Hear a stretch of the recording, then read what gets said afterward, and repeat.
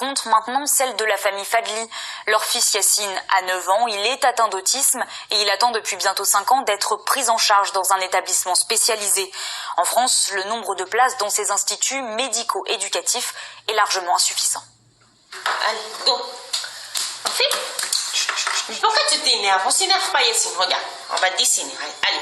Derrière la dimension ludique d'un simple atelier dessin, la difficulté de canaliser le petit Yassine. À 9 ans, il souffre d'autisme sévère. Déscolarisé en 2019, Yassine ne fait plus de progrès. Il faut une structure adaptée à Yassine, qui soit toute la journée avec un éducateur, qui lui fasse travailler des trucs. Il y a des méthodes qu'on ne sait pas, voilà. Aujourd'hui, Yassine n'est suivi que 5 heures par semaine. La solution, une place en IME, un institut médico-éducatif.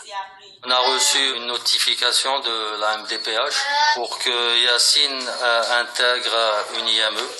Une procédure entamée il y a 5 ans. Depuis, Yassine est sur liste d'attente. En septembre prochain, du fait de son âge, le jeune garçon ne bénéficiera plus d'aucune prise en charge. Les parents se sentent démunis. Voilà, Yassine, il grandit. Il a 9 ans là. Voilà, ça m'inquiète parce que Yassine, voilà, pour son avenir et tout.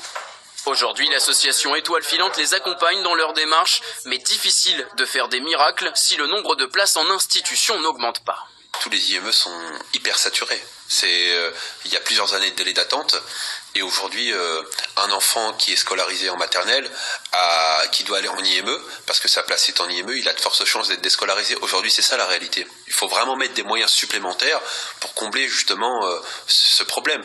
Dans le bassin havrais, seuls 3 IME pourraient accueillir Yassine. En tout, ces établissements ne disposent que d'une quinzaine de places pour enfants autistes. Et on termine avec le festival de danse.